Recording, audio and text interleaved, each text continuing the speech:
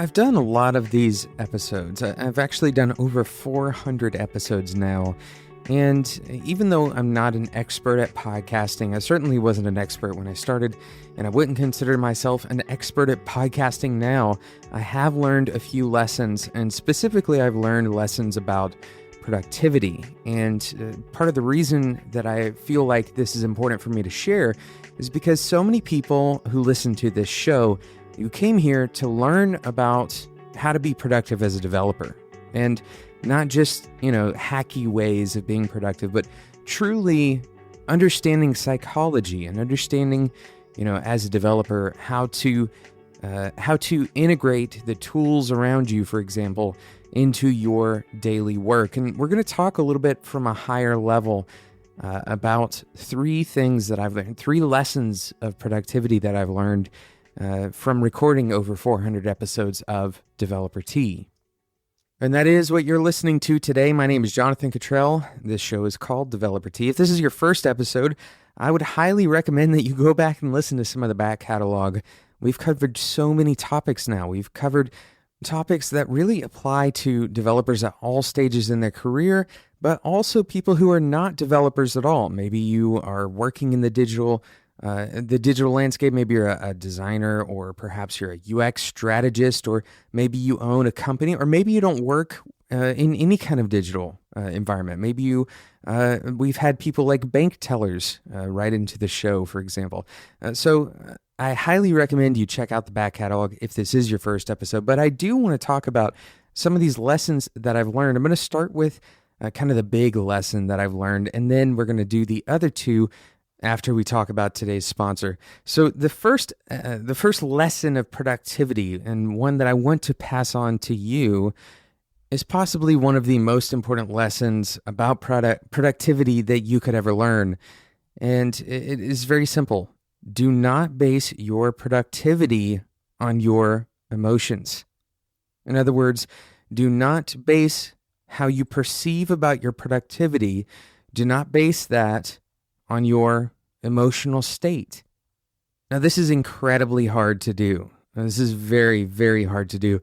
One of the things that defines productivity for Developer Tea is delivering on schedule. In other words, delivering 3 episodes per week. Now, there's a few exceptions to this rule. For example, when Liam, my son, arrived, we had a couple of episodes that we took off. Sometimes we take off a few episodes around holidays.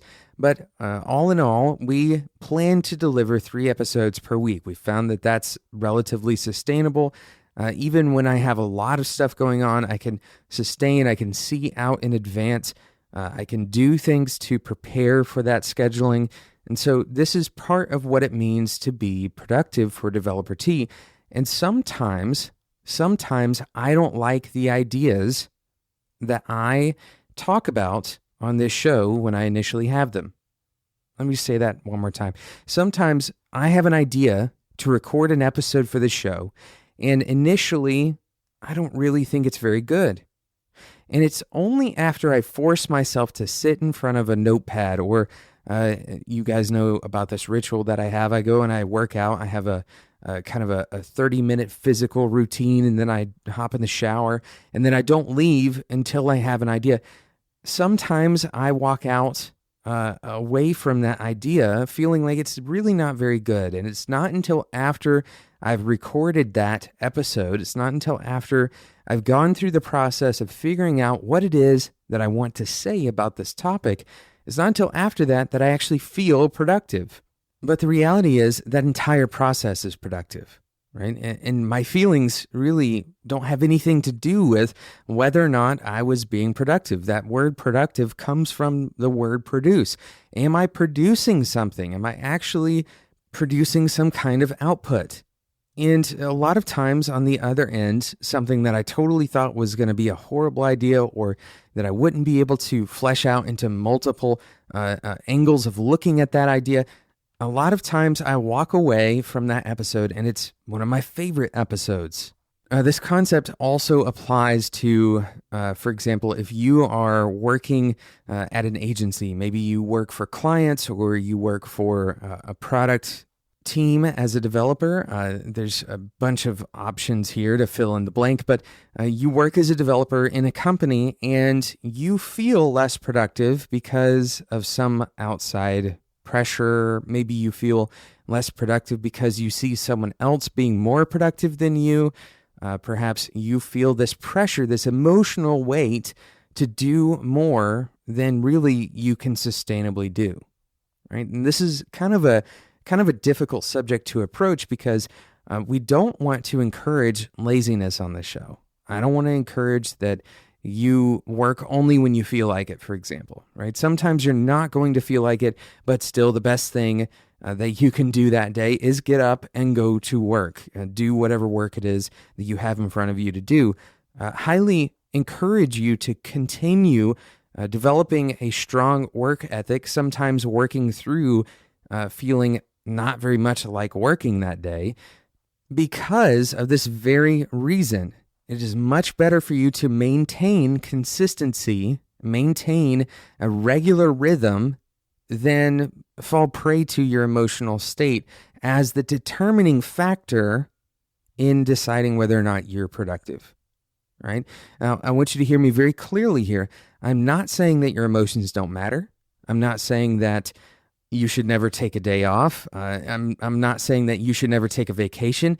What I am saying is that your productivity should not be determined by your emotional state. And those emotions can come in many different forms. You may feel unproductive because you feel guilty, right? You may feel unproductive because you feel insecure. You may feel unproductive because you feel frustrated or unhappy, or perhaps you feel tired. There's tons of emotional and physiological things that can be happening to you that make you feel unproductive, but those have no direct bearing on whether or not you are being productive. Right? And this is kind of a difficult thing to grasp because very often, those things are correlated, right? If you don't feel very good, then you may not be very productive that day. But the reason you aren't productive that day is not necessarily because of your emotional state. You can separate these two things out and you can actually be productive. For example, in my scenario, I can be productive even though I don't think my idea is very good. I can still be productive and walk away having accomplished something, even though, my emotional state said that I should stop or that it wasn't really worth doing. So that's the first lesson of productivity. And really it comes down to kind of this working stoicism, right?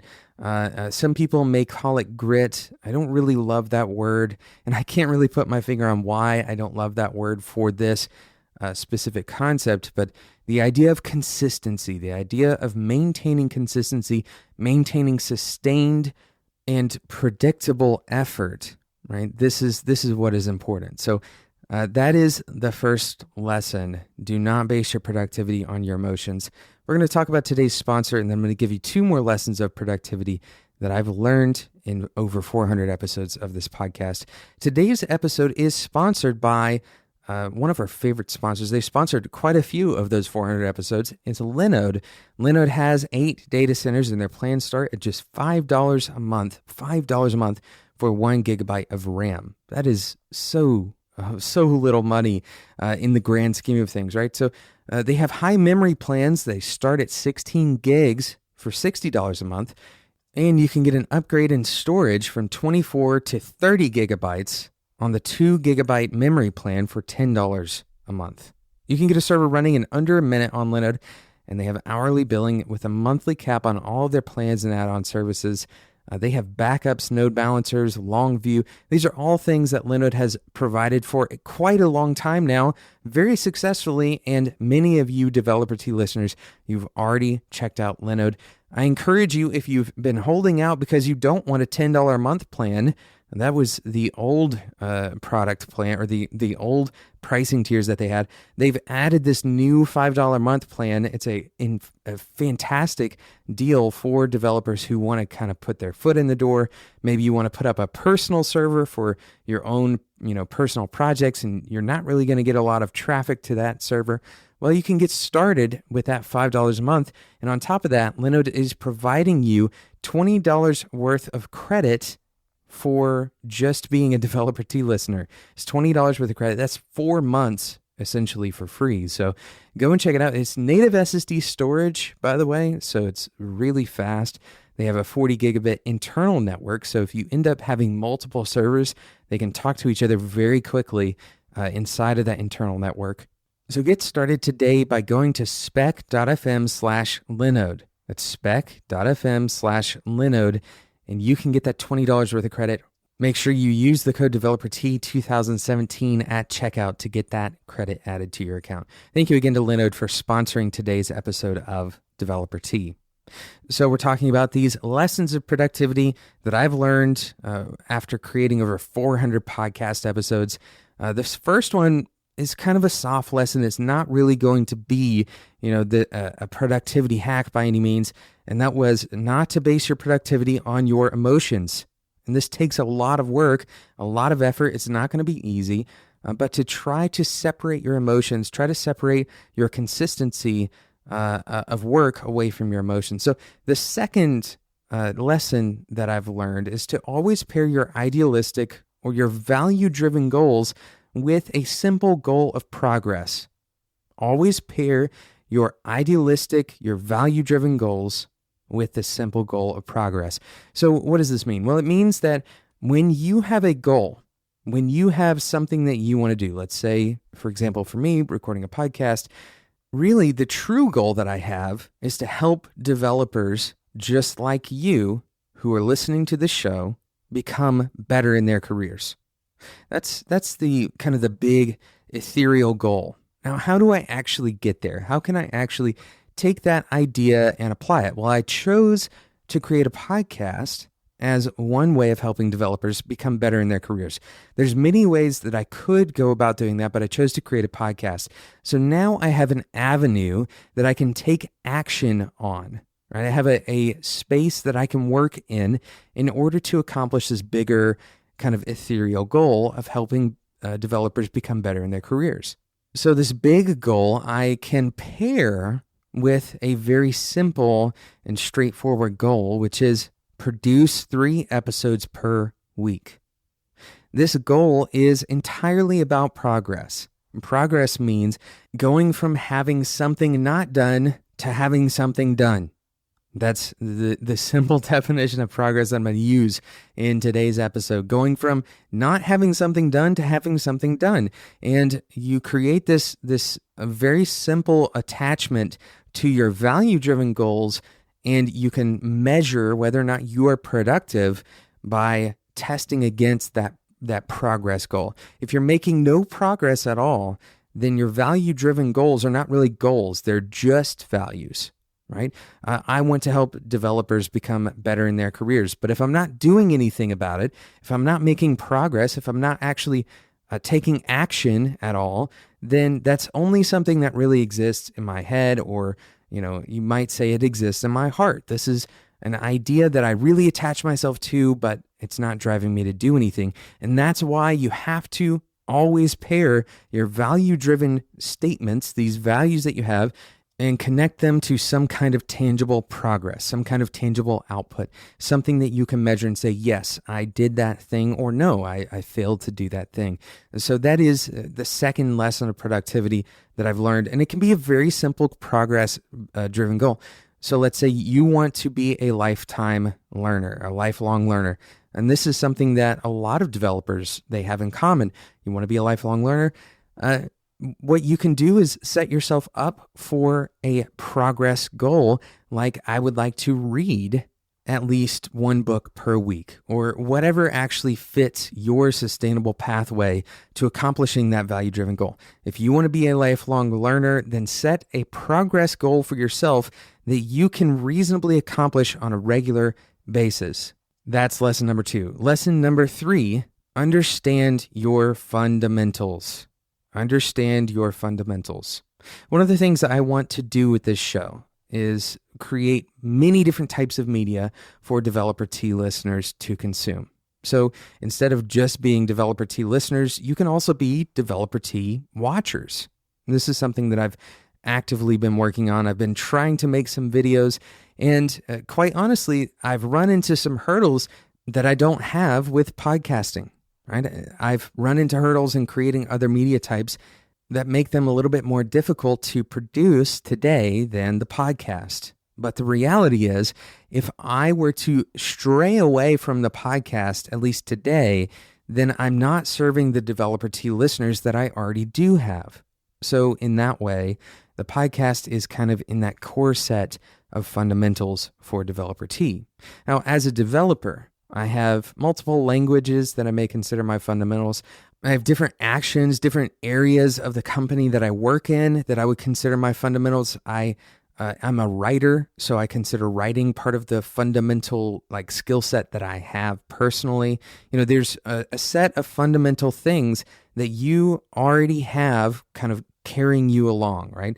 And you need to know what those things are, because when you understand your fundamentals and you really become an expert, or at least you pursue excellence in those fundamentals, eventually what you're going to find is that you're able to create margin for yourself because you're extremely good at a few things, right? You have those fundamentals down. You're able to create margin for yourself because you're able to do things a little bit faster or a little bit higher quality, so you can sell those things for a little bit higher price. There's a litany of reasons why you're able to create margin if you become excellent in those fundamentals.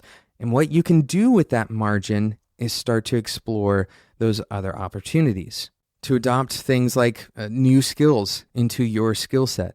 Once you've mastered your fundamentals, you can start to explore new opportunities that can give you a leg up into the future. So that's lesson number 3. Lesson number 3, again, is understand your fundamentals.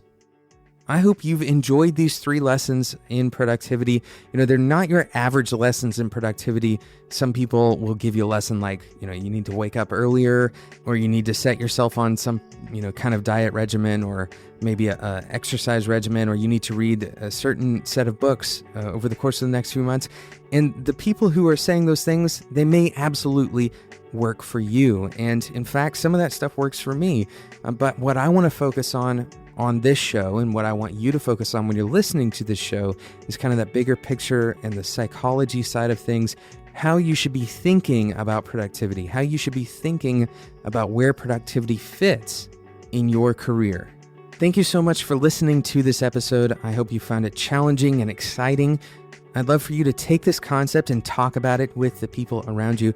If you work in a company, for example, have a lunch with another one of your coworkers, or maybe your boss, or if you are a manager, someone that you are a manager over, and talk to them about these ideas. Talk to them about how they are making their work tangible, how they're making their goals attached to a progress, a specific measurable way of determining progress on that goal, on that value. That's what I want you to do with this podcast. I want you to take it and talk to someone else about these ideas. Talk to someone else about how they see productivity fitting versus their emotions, and how emotions has an interplay with their productivity. These are important topics, and I hope that you can take it and kind of expand on it in your own life. I certainly am not the master of productivity, and all of this is just lessons that I've learned for myself, and I hope that they are useful to you as well. Thank you again to Linode for sponsoring today's episode. Remember, you can get $20 worth of credit by going to spec.fm/Linode. Make sure you use the code DeveloperT2017 at checkout. Thanks again for listening. If you're enjoying this episode and you don't want to miss out on future episodes, go and subscribe in whatever podcasting app you use. Until next time, enjoy your tea.